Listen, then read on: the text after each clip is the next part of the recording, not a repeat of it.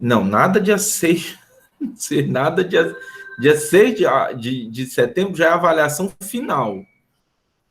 6 de agosto, né? É, mais ou menos isso, 6 de agosto. Perdão, tinha olhado aqui 6/9, mas é 6/8. Perfeito. É isso, mas eu vou olhar, quando terminar a aula, eu vou colocar direitinho as datas lá no Classroom, tá bom? Não se preocupem, não. Aí o senhor vai criar links para a gente postar, é? Isso, é tudo pela página do Classroom, do mesmo jeito que vocês entregaram o trabalho, qual era? Meu Deus. O que faz a sociologia, tá? É tudo pelo link do Classroom, não é para mandar por e-mail, nem nada disso. É tudo pelo link, ok?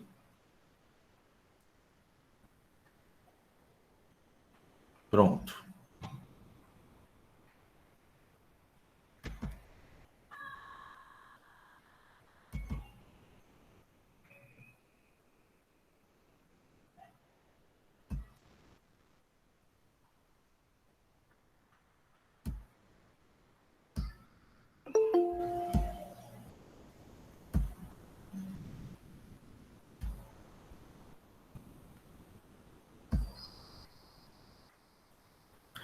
Bem, hoje, então, a gente vai iniciar, né, essa parte, né, sobre a sociologia do Durkheim. Vocês vão ver que a maneira como o Durkheim trabalhou, ele é bem diferente do Marx. O Marx, ele não era, né, um sociólogo, o Durkheim não, ele é um sociólogo, e ele teve a preocupação na França de realmente cunhar, né, as principais, digamos assim, características dessa disciplina. Foi um professor, né, da universidade, trabalhou na universidade, então ele fundou o que a gente chama a sociologia como uma disciplina acadêmica. Então, há uma grande preocupação no Durkheim em, de certa maneira, oferecer e trabalhar as bases dessa disciplina. Qual o seu objeto de pesquisa, qual o método, tá bom? Então, a gente vai ver aqui já um desenho diferente do ponto de vista epistêmico daquilo que a gente observou no Marx, tá? É importante também, o Durkheim, ele teve a produção, né?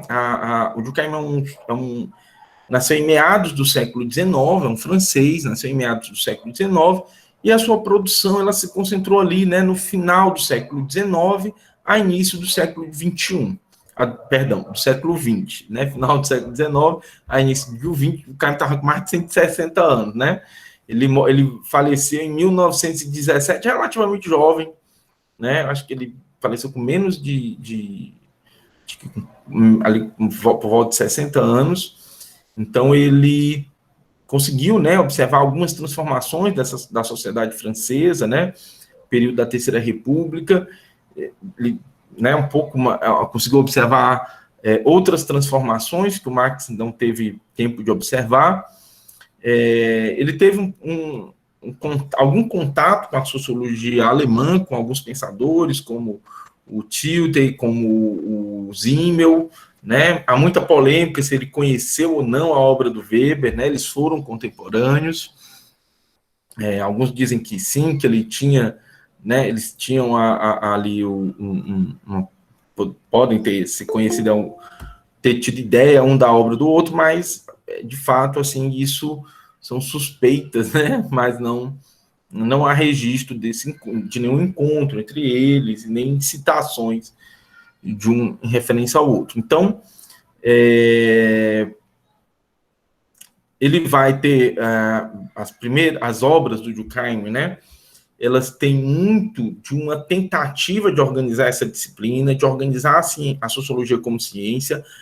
Ele é muito tributário, é um herdeiro, né, do pensamento do Comte, mas ele vai realmente conseguir desenvolver questões que na filosofia positiva do Comte não estavam até já desenhadas, mas não estavam bem desenvolvidas, e o Durkheim realmente vai ter essa preocupação de desenvolver a sociologia como uma ciência, como uma disciplina acadêmica, e a gente vai estudar um pouquinho dos fundamentos disso, tá bom?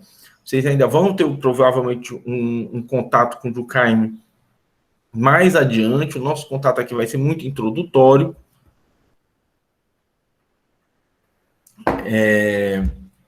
Mas acho também que vai dar para a gente... Espero que vocês... É muito mais simples, assim, na minha concepção, é muito mais simples do que o Marx, né? Apesar do Marx também não ter uma concepção de história, né? De uma perspectiva de método, que também, quando você compreende os fundamentos, é muito mais simples. Agora, talvez a forma de organização das obras desses dois autores, né? Durkheim, como eu disse, ele teve uma vida acadêmica, né, uma vida na universidade. E isso possibilitou a ele outro tipo de desenvolvimento, de organização, né, outro tipo de possibilidade de organização do trabalho que o Marx não teve em função de uma série de adversidades. Mas são sujeitos brilhantes que desenvolveram essa ciência e que ofereceram ainda hoje lições que são úteis, embora essa ciência tenha se modificado muito. Essas lições, elas ainda são muito importantes, tá? Porque elas formam realmente a base da nossa disciplina. Se você não entende essa base, você pode até ser um grande estudioso de um determinado assunto, mas você não entende como a disciplina funciona, você não entende como a disciplina ela se organizou, você não entende como essas discussões clássicas se transformaram na sociologia contemporânea e depois se transformaram a partir da necessidade, né, dessa ciência incorporar novas ferramentas de trabalho para entender o mundo atual, tá bom? Então, perfeito. Dito isso,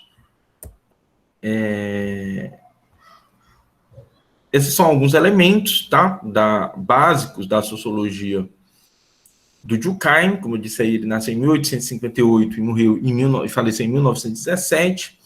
Teve essa preocupação central de estabelecer as bases para a sociologia como uma ciência e disciplina acadêmica na França, muito influenciado pelo positivismo e pela ideia de que as ciências exatas ofereciam um modelo de desenvolvimento para essa ciência social. Então, é muito interessante porque o Durkheim, e a gente vai ver muito isso em trabalhos como o suicídio, ele realmente acreditava que nós poderíamos chegar a atingir com a sociologia um grau de objetividade semelhante ao das ciências exatas e, consequentemente, a partir daí, o poder oferecer respostas, né, para os fenômenos sociais tão precisas e objetivas quanto as ciências naturais ofereciam para os fenômenos que elas estudavam, certo? Então, isso foi um elemento muito importante para a compreensão durkheimiana, é a base mesmo da perspectiva do Durkheim e do esforço que o Durkheim, né, ele vai chegar ao ponto de dizer que a sociologia tem que tratar o seu objeto como uma coisa, né? Como algo objetivo, como algo que tem ali uma realidade empírica e não apenas abstrata, não apenas intelectual, certo? Muito do conceito de solidariedade social vai ser muito importante para o Durkheim, e isso diferencia ele muito do Marx, né? Enquanto no Marx nós temos uma sociologia, as bases de uma sociologia do conflito, no Durkheim nós temos as bases de uma sociologia dos laços sociais, das associações, das acomodações, dos acordos, do que possibilita uma determinada ordem social. Então, eles realmente têm perspectivas e olhares diferentes. Durkheim não é um sociólogo onde você vai encontrar ali uma grande teoria do conflito, tá? Ele vai entender, ele vai ter uma discussão sobre crime, inclusive, mas não é ali o fundamento da sociologia do Durkheim é a solidariedade social. E esta solidariedade social envolve as próprias relações de poder, certo? Então, a relação de dominação, que era tão forte no Marx e que vai ser recuperada pelo Weber também, no Durkheim, ela é um fato social, certo? Ela existe, ela acontece, ela pode ser observada de uma maneira objetiva, mas ela compõe um ordenamento social de cada sociedade.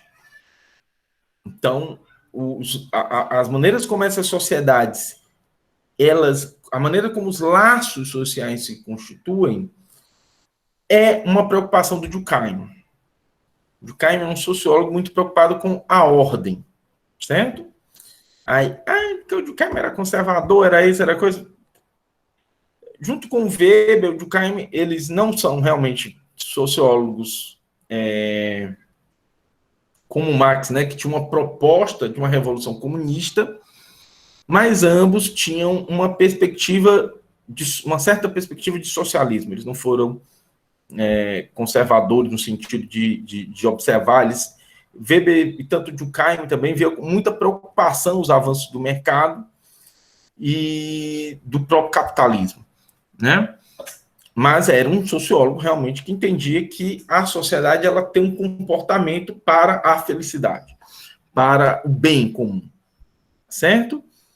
E quando isso não acontece, essa sociedade mostra que ela revela, né, problemas, ela revela uma série de dificuldades. O Durkheim pensou muito num modelo de cooperação, né? Outra preocupação dele, que está no trabalho dele, essa dimensão da cooperação, como é que nós cooperamos, né, para uma determinada ordem, para uma determinada forma de existir da coletividade. Então, isso vai estar muito presente no trabalho do Durkheim, certo? Eu diria que a preocupação central é, de fato, a solidariedade social. E um outro elemento muito importante é a questão de criar as bases, né? Aqui está, deixa eu só corrigir logo isso, porque eu sempre deixo para depois e...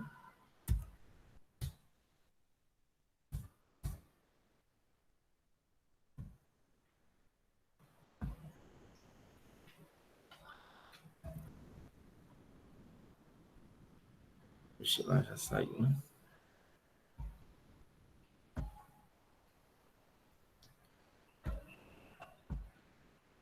E, realmente, uma outra grande preocupação que vocês vão observar na obra do Durkheim é essa preocupação com o método. O que é que estuda a sociologia e o que é que não estuda a sociologia? Em que a sociologia se diferencia da história, da psicologia, da economia. Então, ele realmente foi uma preocupação. A gente vai ver isso na próxima aula. Eu vou falar aqui, vou introduzir a discussão, mas na próxima aula a gente vai ter uma aula só sobre os fatos sociais, né? E sobre o método de observação desses fatos sociais. Então, o Durkheim acreditava realmente que a sociologia tinha um método, e esse método a diferenciava de todas as outras ciências. Certo? Então, é fato que a sociologia dialoga com a história, com a psicologia, com a economia, mas ela tem um método próprio. Ela tem uma existência própria, ela tem uma existência distinta da de outras ciências. Então, isso é um elemento também super importante na obra dele, tá? Uma outra coisa importante é que o Durkheim, ele vai ser, né, um sociólogo preocupado muito fundamentalmente com a experiência coletiva. Vocês vão ver que o Durkheim não o objetivo do Durkheim com a sociologia não é entender a sociedade, porque a sociedade, né, como uma realidade abstrata, inclusive, ela é um fenômeno, tá, que diversas disciplinas vão ter essa preocupação de compreender, né, uma determinada sociedade, a sociedade como um elemento abstrato. Mas o central para o Durkheim não é essa ideia de a sociedade. O central para o Durkheim é a ideia do coletivo.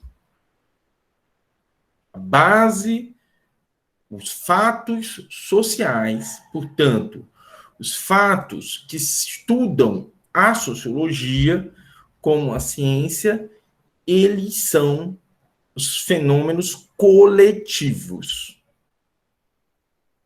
Certo? São fenômenos coletivos. Então, isso é super importante para a gente entender o que faz a sociologia. E isso ainda é atual, tá? Isso é muito atual. O que é que a sociologia estuda? A sociologia estuda fenômenos coletivos.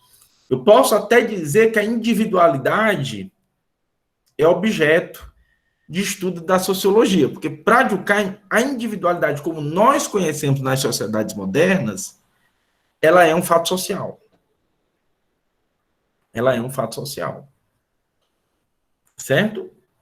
Então, a própria individualidade, ela é uma criação de um determinado tipo de coletiva. Tá?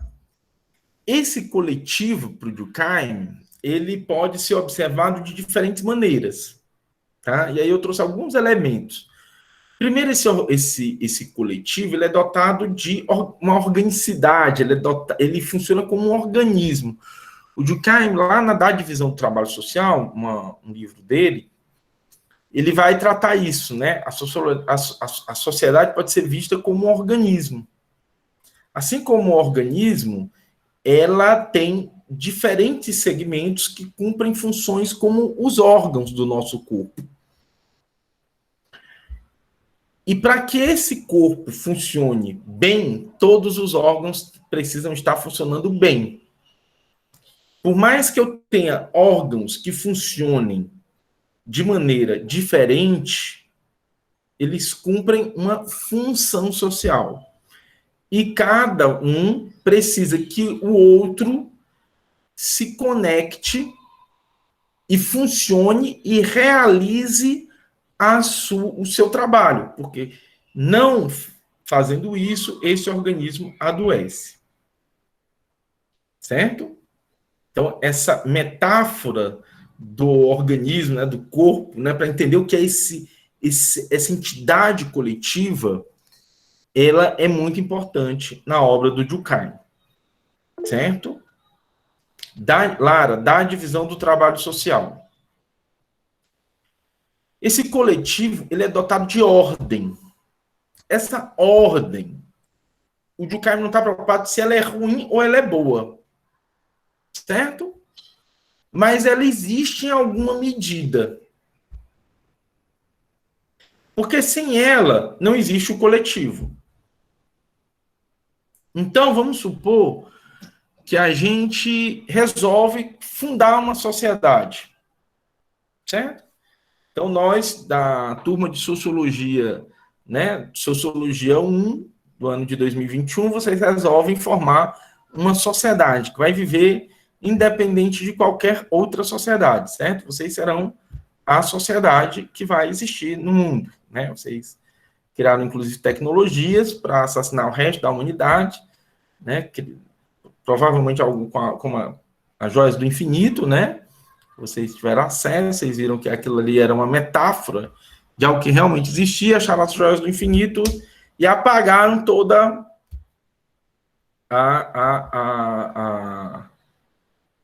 todos os outros seres humanos, certo? Já existem vocês.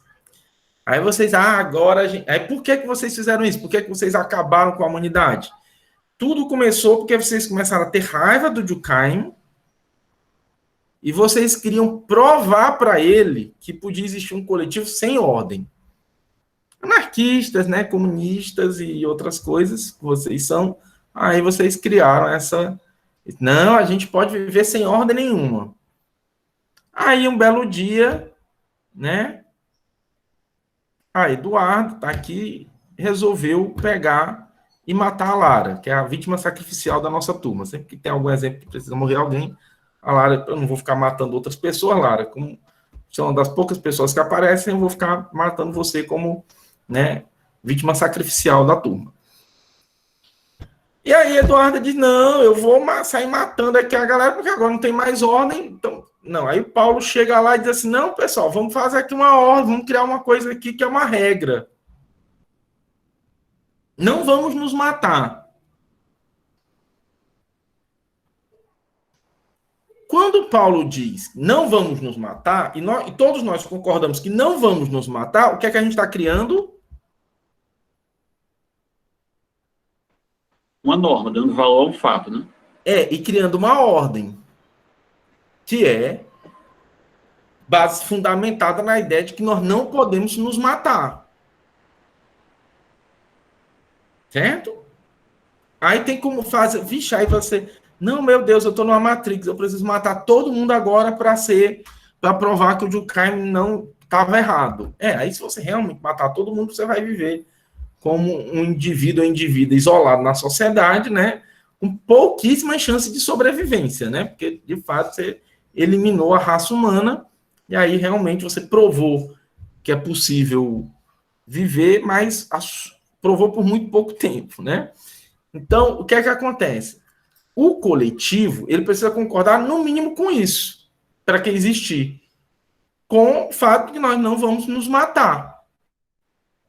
Nós podemos discordar sobre qual Deus, em que Deus nós vamos fundamentar nossa crença. Mas nós precisamos concordar com alguma coisa.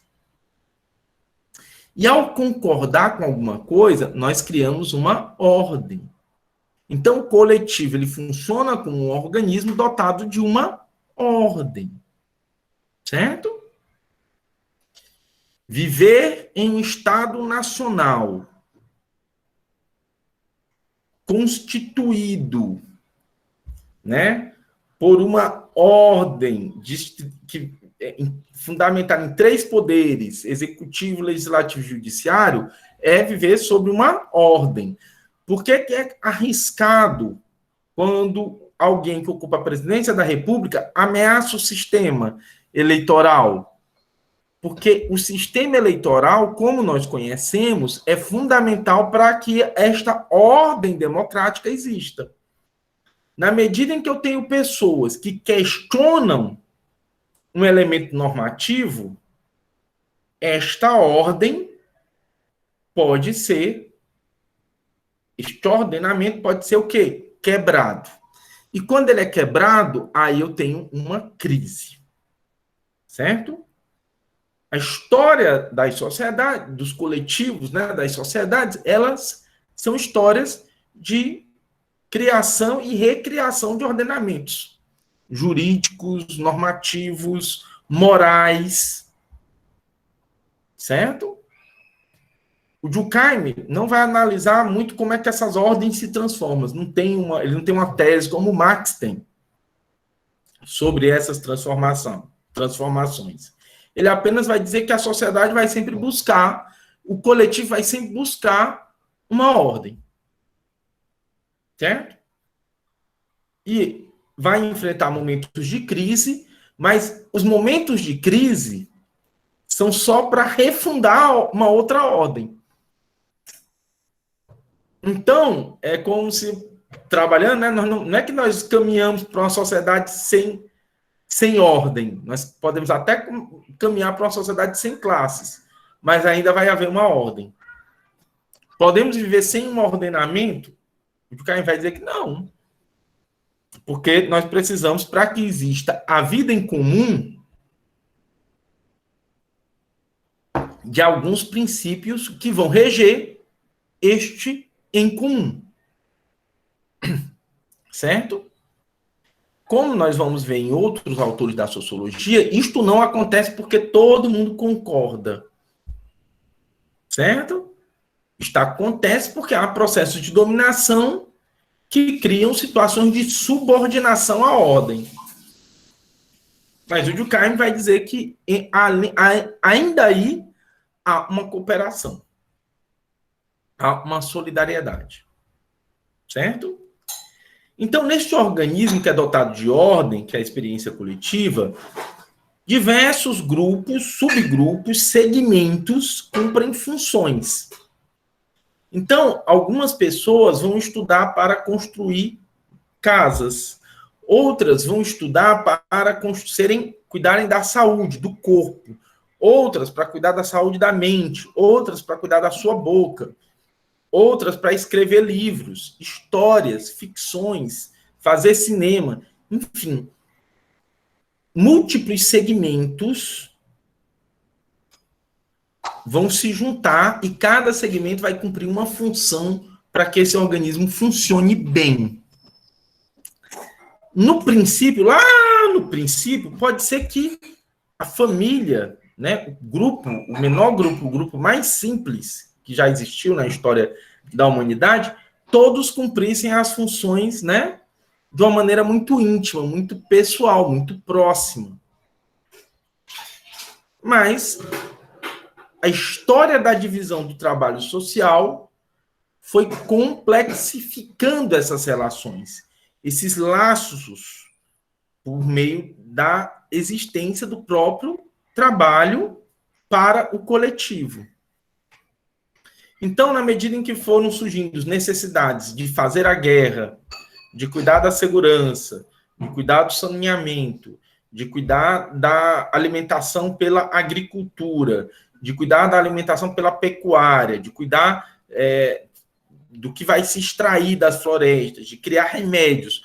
Todas essas situações foram criando novas funções, novos grupos que vão cuidando daquelas funções e, consequentemente, complexificando as relações sociais no interior de uma coletividade. Certo? E como é que esses grupos se conectam? Eles se conectam por uma rede de solidariedade e de interdependência entre os múltiplos segmentos que compõem, que realizam funções distintas para o funcionamento do coletivo. Aí, nesse momento, você tem uma crise de ansiedade, diz, não, eu não vou me submeter à Matrix, que esse é a Matrix que fica tá observando, eu não vou me render, eu não vou revolucionar agora, eu vou mostrar que eu posso sair da Matrix. Quando é que você sente o peso do coletivo? Alguém chorou hoje, à noite, que estava sentindo o peso da coletividade sobre você? Alguém quer dar esse testemunho? Começou a chorar? Não, né? Porque você vive a sua individualidade, você está ali, você é livre. Você mostra para o Durkheim que você é livre. O Durkheim vai dizer, na maior parte do seu tempo, você não sente a coletividade agindo sobre você. Você acha mesmo que você é livre, que você pensa, né, de forma independente. Totalmente, né, professor? Totalmente independente, sem nada. Totalmente. Sem nada. Você é uma pessoa que pensa, você não tem nenhuma influência do coletivo na sua vida. Né? Seu quarto ali, todo preto, todo coisado, né? Tudo ali, você todo livre. Aí, um belo dia, você resolve que não vou mais, sei lá, não vou mais tomar banho. Estou mais afim dessa... Por quê? Né? Estou na pandemia mesmo, não vou mais tomar banho, né? E aí um dia, aí você resolve sair sem tomar banho e vai para um lugar público. E quando você chega no lugar público, fedendo, o que é que as pessoas fazem com você? Elas vão fazer caretas, elas vão fazer gestos que vão o quê? Lhe constranger. Todo constrangimento é uma forma do coletivo mostrar para você que ele exerce sobre você uma força que na maior parte do tempo você não sente, porque você não reage a ela. O problema é que este coletivo ele se faz presente na sua vida o tempo inteiro. Ele faz presente na sua vida sobre os padrões estéticos que ele quer que você siga para conviver na sociedade. Ele se faz presente na sua vida em relação a princípios básicos de educação que você precisa ter. Só um instantinho, só um instantinho.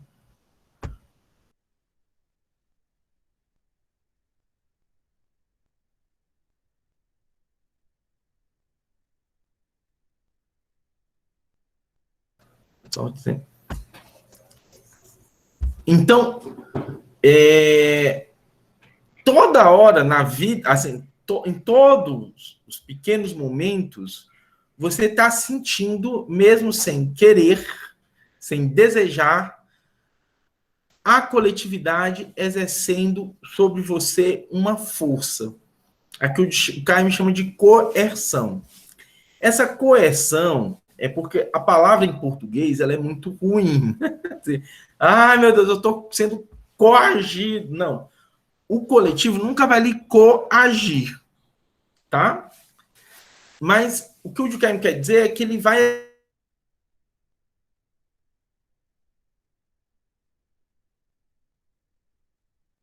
Essa força você nem vai... A não ser que você queira reagir a ela. Mas enquanto você não reagir a ela, você não a sente. Você não reflete sobre isso. Certo? O uso que você faz da linguagem não é natural. Você podia falar qualquer língua do mundo, mas você fala português. Português com características da região que você vive. E você faz isso porque você foi educado. O processo de educação é uma maneira do coletivo transmitir a você a sua maneira de viver.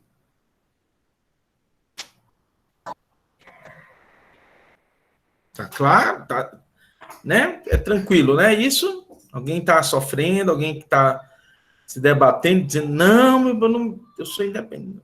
Não, todo mundo, né? Então, pronto, você não fala qualquer língua.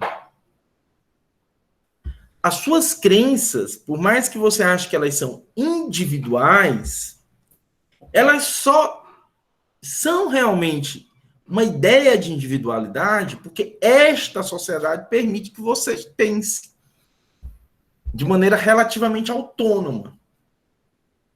Em determinadas sociedades, a sua maneira de pensar deveria estar enquadrado naquelas representações. Se você portasse uma crença diferente, você seria possivelmente excluído ou eliminado do grupo. A nossa sociedade não. A nossa sociedade diz para você, você pode pensar diferente. Você pode ter uma crença religiosa diferente. Ah, mas eu vou sofrer preconceito. Né? Se você for uma pessoa do candomblé, da Umbanda, das religiões de matrizes africanas, você vai sofrer preconceito, porque essa sociedade é atravessada por racismo, atravessada por visões de mundo que criminalizam essas expressões religiosas. Mas isto acontece em um mundo onde existem leis que possibilitam que você professe essa crença. Né? Um dos momentos agora da Olimpíada que foi muito emblemático, né, foi o jogador brasileiro, né, que fez ali o gesto de Oxóssi e fez toda uma reivindicação, né, de que ele também tinha o direito de expressar a sua religiosidade. E ele pode fazer isso, porque este coletivo, por mais que ele não concorde, ele é complexo, ele tem realmente forças racistas, forças conservadoras que vão ter o cristianismo como a única expressão religiosa válida. Este coletivo ainda possibilita que você tenha essa expressão religiosa distinta.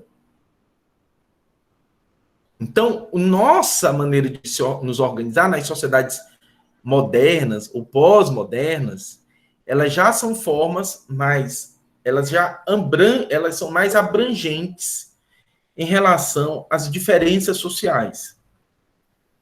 São totalmente abrangentes? Não.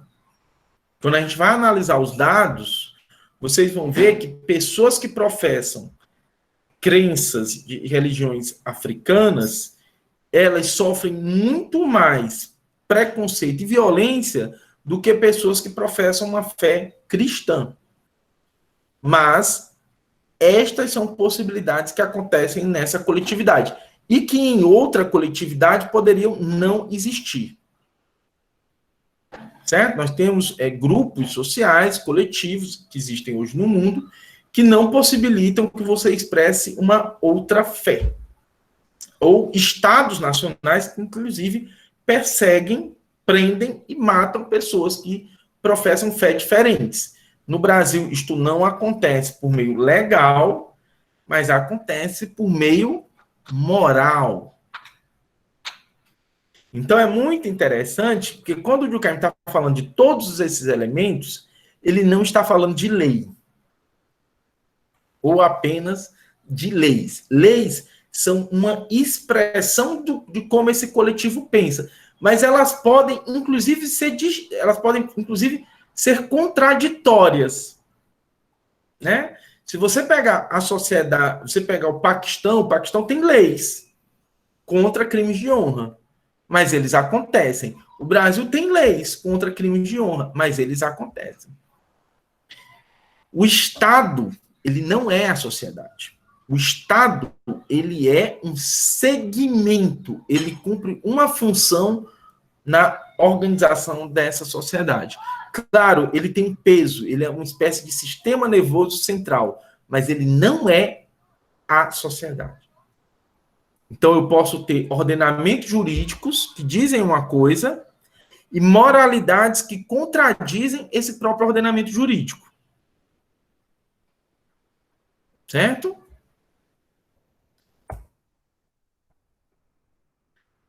E isso faz com que a gente tenha uma discussão muito profunda justamente sobre a relação entre indivíduo e sociedade.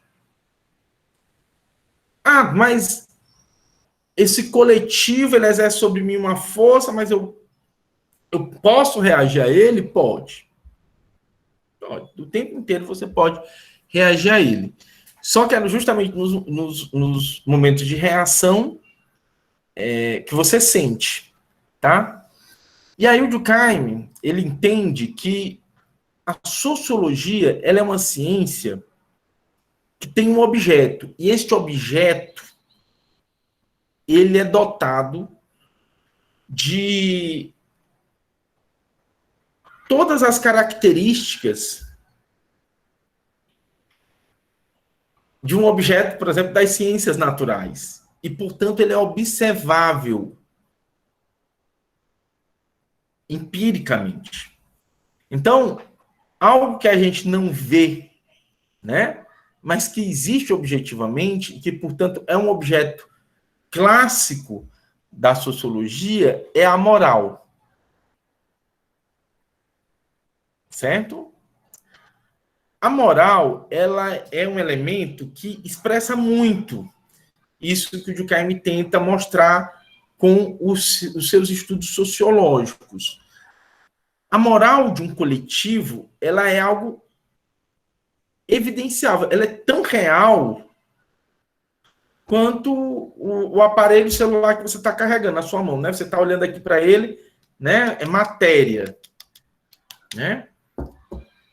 E o Durkheim vai dizer assim, a moral, ela, embora eu não a veja, mas ela é uma matéria tão observável, evidenciável e explicável de um ponto de vista sociológico como qualquer objeto das ciências naturais.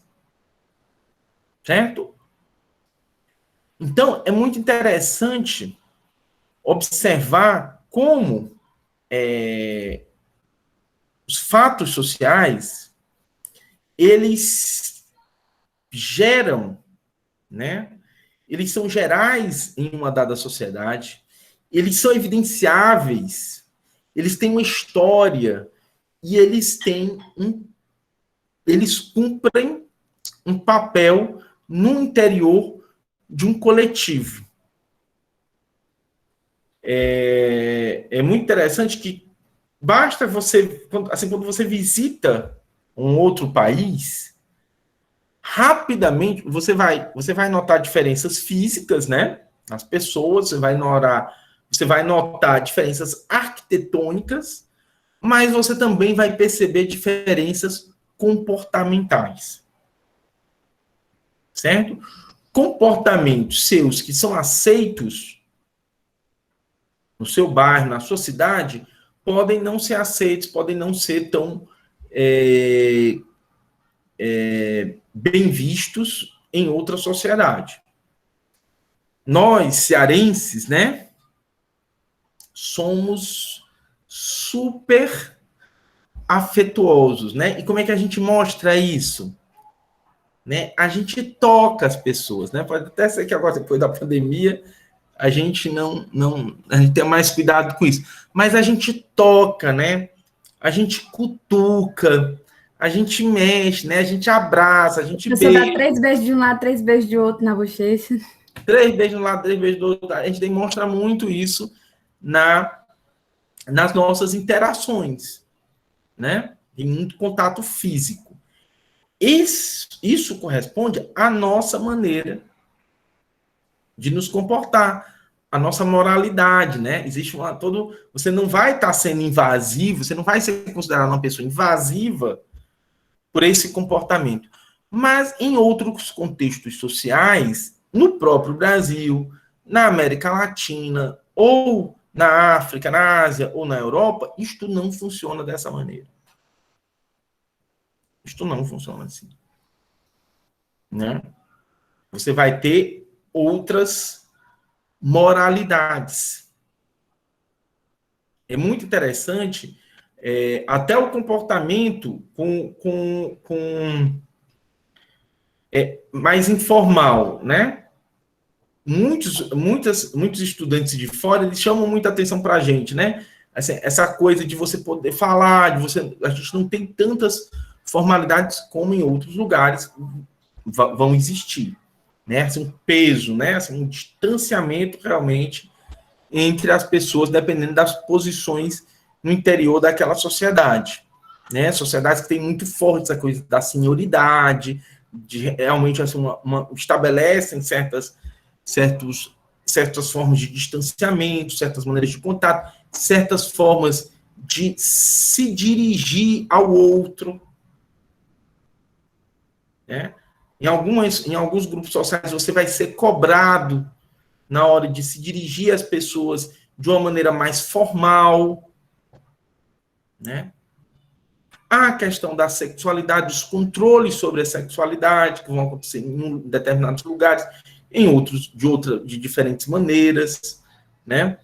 Sociedades em que vão discriminar a homossexualidade, mas outras sociedades que, inclusive, vão tratar a homossexualidade como crime, portanto, criminalizar o fenômeno religioso. Ele é fundamentalmente moral, né?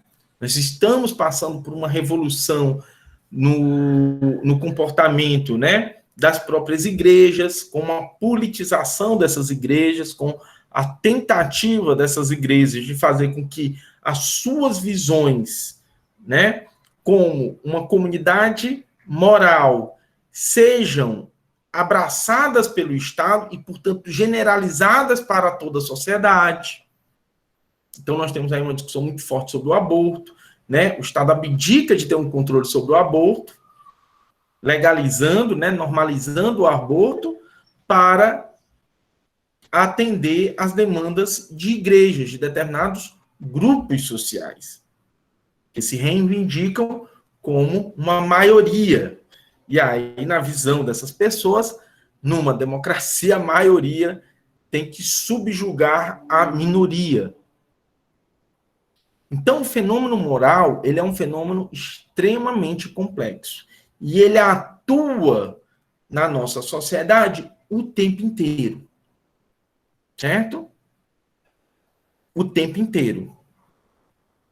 É muito comum, né, a gente falar do padrão de beleza, né? Mas existe um padrão de higiene que você segue todos os dias.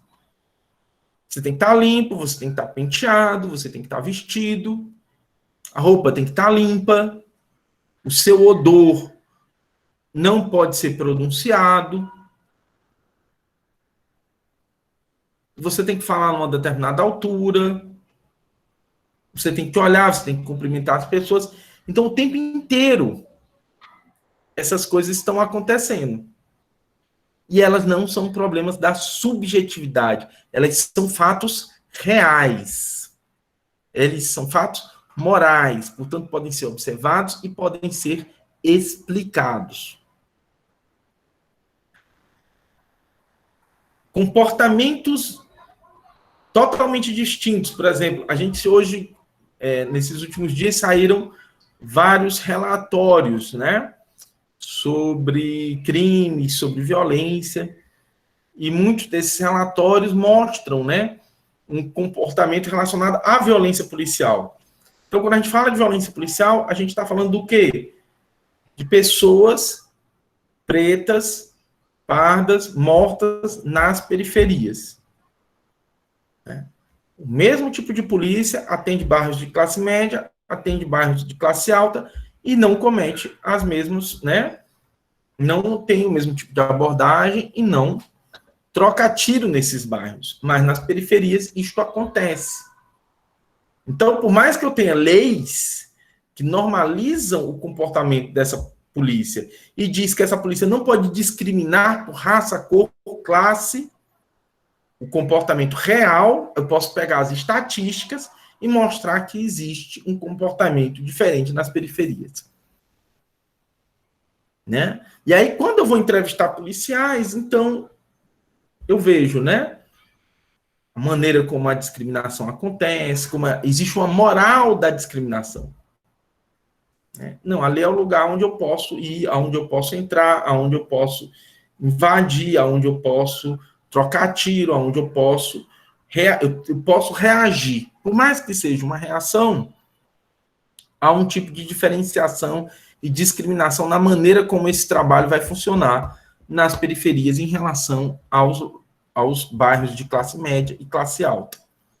E isso é muito simples de observar, né, por meio dos números que mostram que a concentração de mortes acontece nos bairros pobres. Então, isso também mostra como as moralidades elas são complexas e como elas funcionam. Né? Eu vou ter uma maneira de agir em relação a determinados grupos sociais e em relação a outros eu posso agir de uma maneira diferente. Isso não está na lei, porque a lei diz que todos são iguais, mas constitui moralidades que atuam nessa coletividade e fazem com que existam elementos de discriminação. O Durkheim não vai aprofundar isso no seu trabalho, certo? Mas eu estou trabalhando aqui uma possibilidade de agenciamento dessa teoria para entender fenômenos coletivos. Tá? Para o Durkheim, não significa que não exista possibilidade nenhuma de que eu seja um indivíduo único no universo. Não, você é um indivíduo único no universo. Mas os problemas que constituem a sua especificidade como indivíduo não são fenômenos estudados pela sociologia.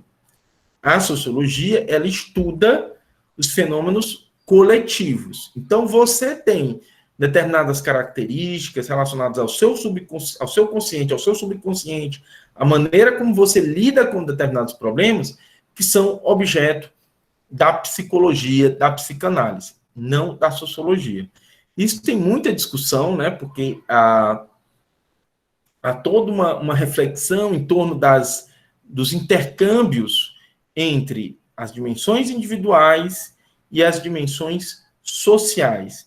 Então, você tem hoje a psicologia social, né, que vai fazendo um trabalho de diálogo muito grande com a sociologia, assim como você tem ramos da sociologia que vão, né, entender, querer a partir do comportamento de indivíduos, fazer uma leitura do social. Então, isso está muito intricado, isso já foi complexificado em discussões mais contemporâneas, mas para o Durkheim, a sociologia cuida dos fenômenos coletivos, e esses fenômenos coletivos, eles são de uma outra espécie. Para o Durkheim, acontece uma coisa muito legal.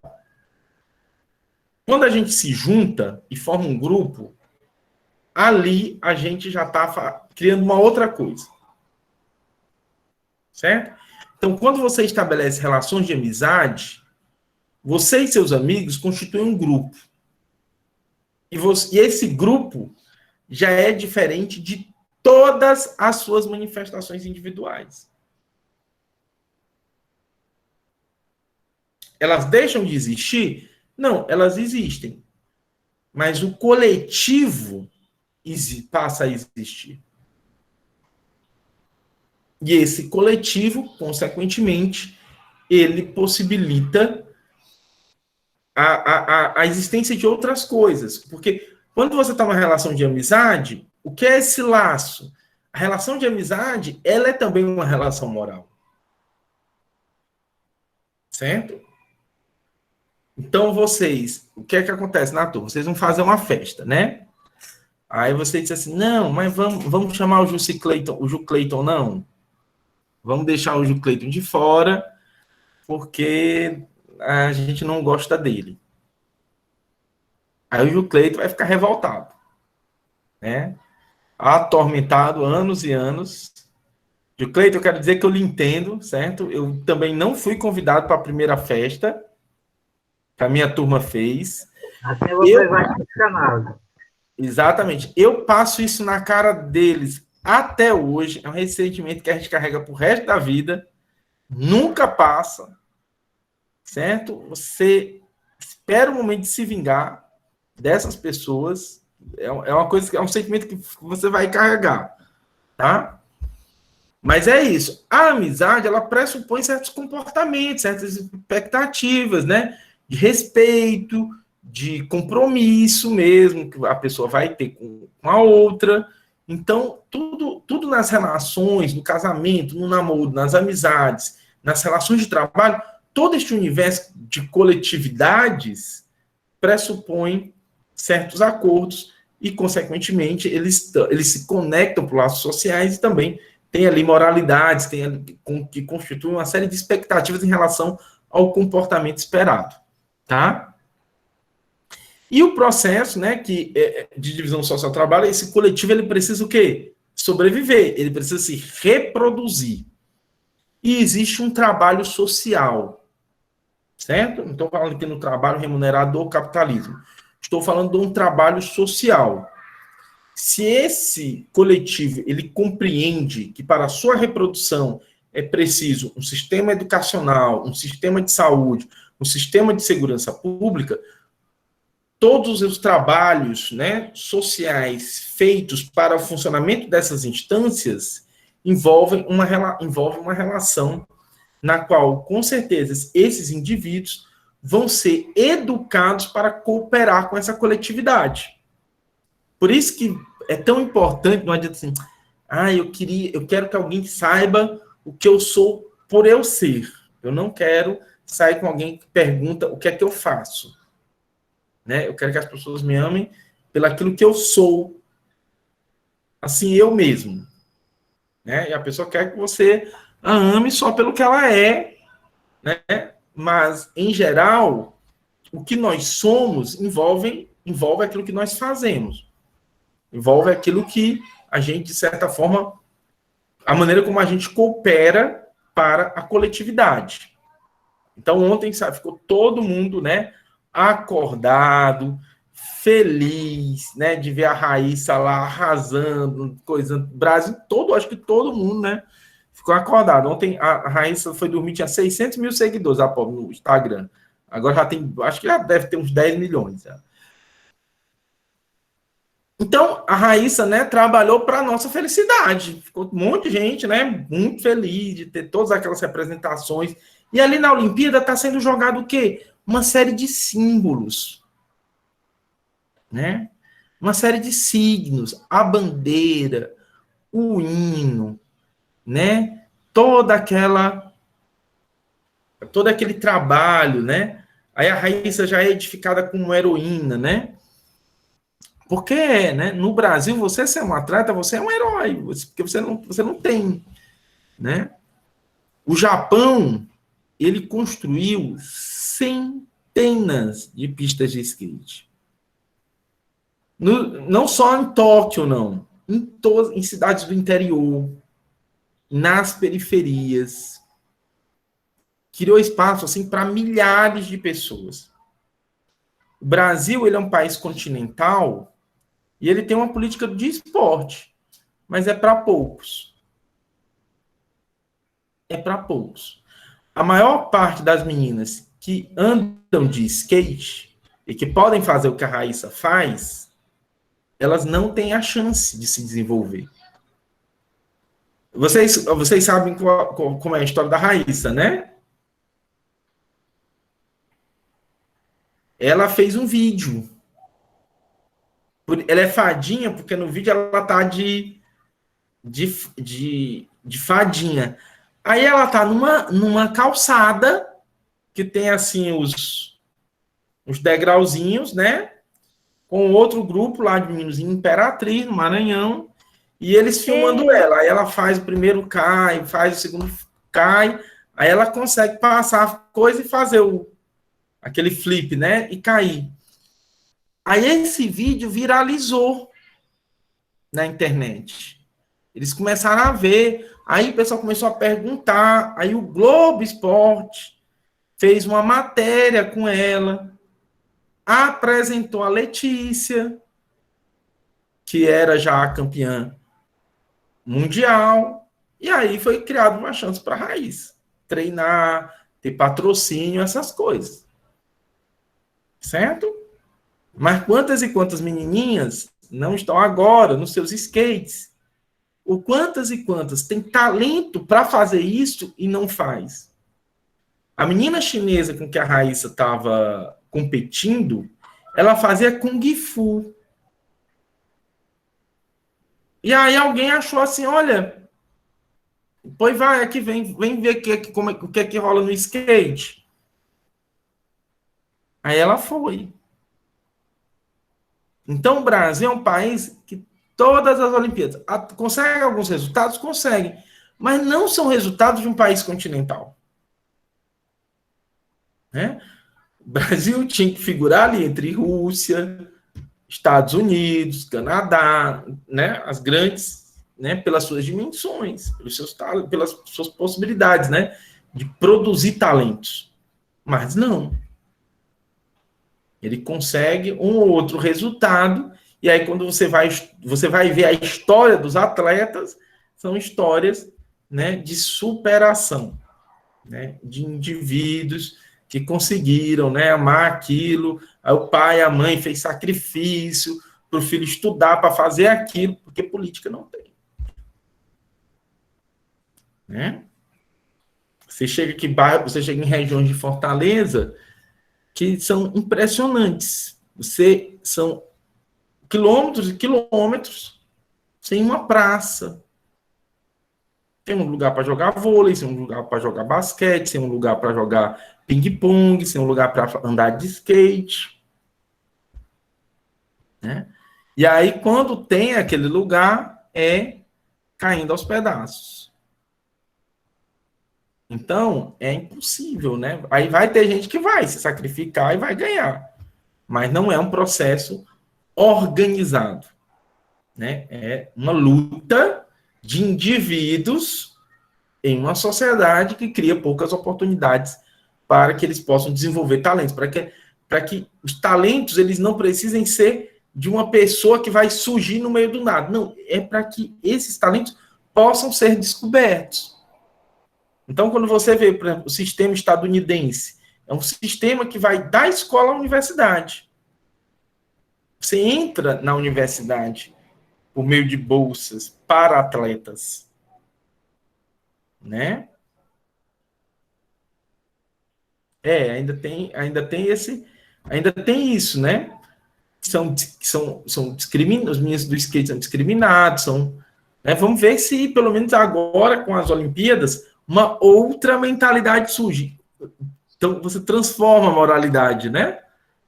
A Olimpíada tem esse poder, né? Foi a decisão mais feliz de todas, a inclusão do surf e do skate nas Olimpíadas. Quem teve essa ideia foi brilhante. Brilhante, porque são esportes que essa galera pratica, né? O surf. Por que o Ceará tem tanto surfista bom? Porque nós temos nossas praias com ondas para as pessoas praticarem surf. Então, o surf, de fato, você vai pela leste-oeste, tá lá centenas de menininhos surfando. Porque tem, né? Porque pode acessar ali. Se não tivesse, nós sofreríamos, não seríamos, né? Também, provavelmente, não estaríamos aí com a Silvana lá disputando uma medalha. Ainda é pouco, porque não adianta só ter o espaço, né? Tem que ter política, tem que ter treino, tem que ter... A maioria dos meninos que se destacam vão embora, porque não se oferece oportunidade para que eles fiquem, para que eles treinem, né? Novas gerações. E aí, essa é a nossa triste realidade. Como eu disse, né, a sociologia não estuda a sociedade. O objeto de estudo da sociologia são os fatos sociais. Os fatos sociais são fatos que, de certa maneira, evidenciam características da coletividade, do coletivo. Então, a experiência coletiva, ela é objeto da sociologia. A sociedade é uma abstração, é a forma como a gente, né, caracteriza um determinado grupo social. Mas o que a gente estuda não é só a existência desse grupo, é como ele funciona, é como esse grupo, como fenômenos, como a moral funcionam, como eles surgem, como eles podem, quais são suas causas, quais são seus efeitos, né? Como é que eu posso interpretar isso a partir de um conjunto de informações, de dados que me permitem analisar e explicar esses fenômenos.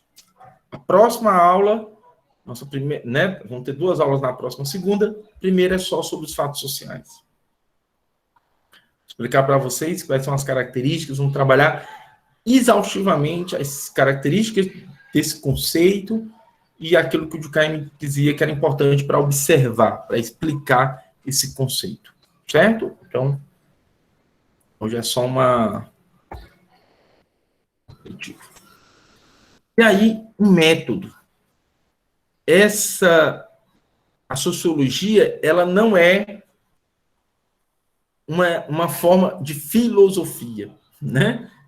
Porque a gente é muito ela surge na filosofia, né? A gente é uma disciplina, uma ciência gerada, né, pela filosofia.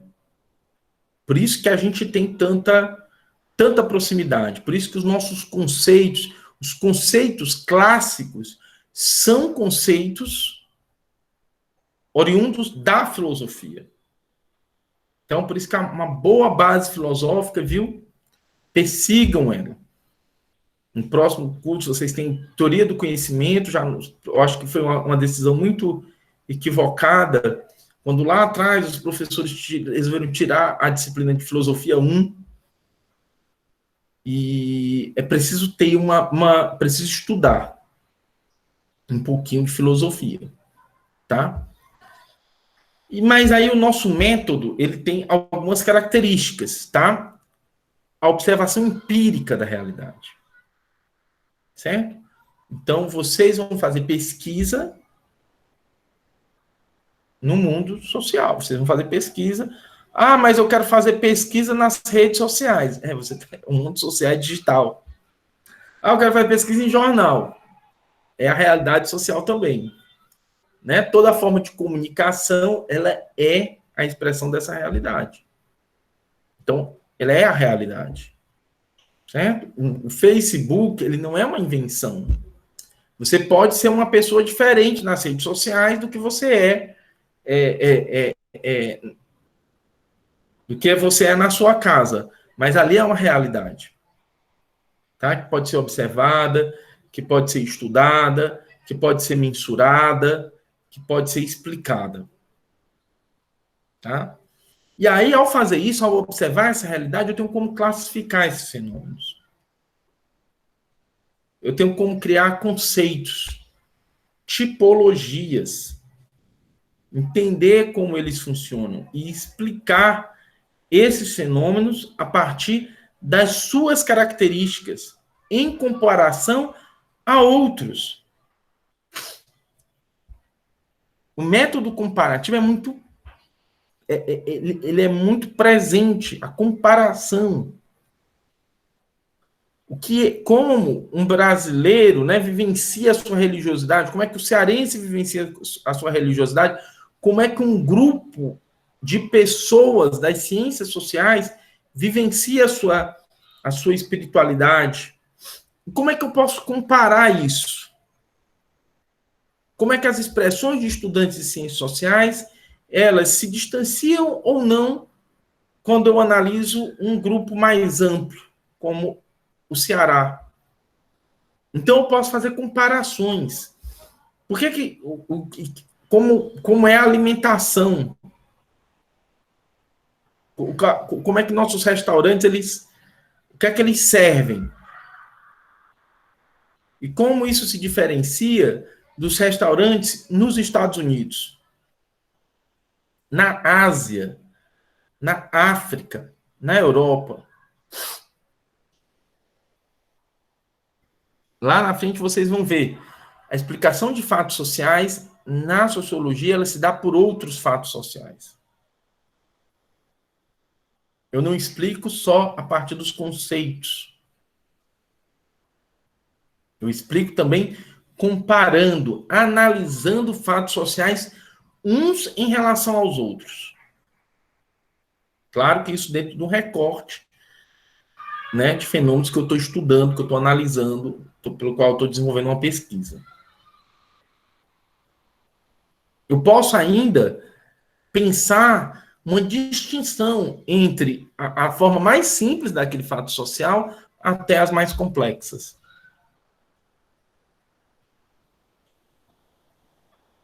O Caio escreveu um livro chamado As Formas Elementares da Vida Religiosa. É um livro que eu espero que vocês vejam no segundo semestre, porque ele é também muito importante. O Caio vai mostrando o que caracteriza uma religião.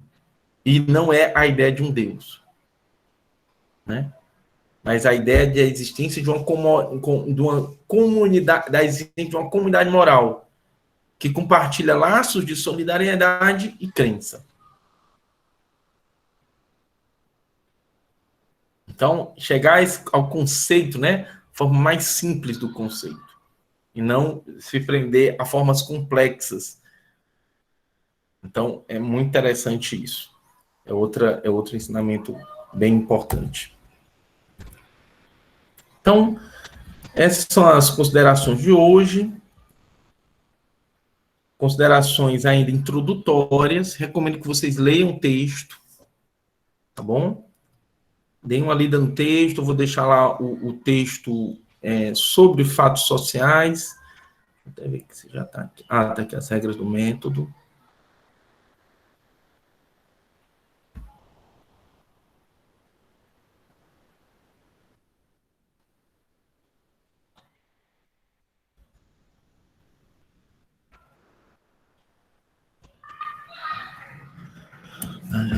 Já vou colocar aqui no nosso Classroom.